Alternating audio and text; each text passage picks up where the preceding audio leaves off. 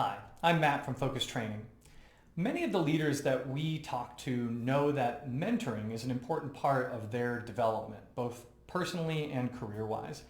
But we often get questions about how to maximize those relationships when they come around. How do I get the most out of this mentoring program I have access to?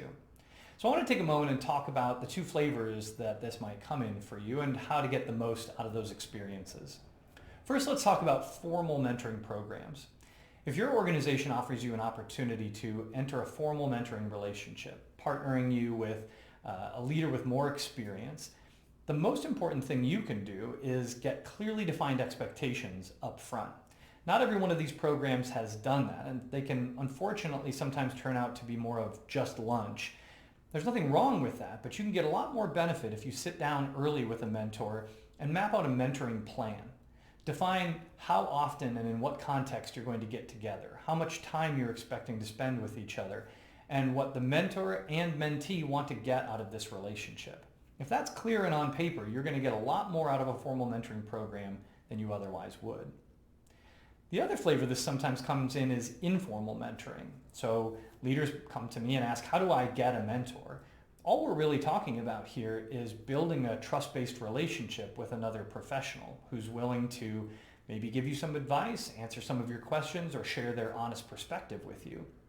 So I actually encourage leaders to think about building a number of these mentoring relationships. Rather than trying to focus all your energy on one person and hoping that they can answer every question you will ever have, think about how to make connections with many different people who you can trust and build a relationship with, who have very diverse perspectives that can bring you guidance from a lot of different angles.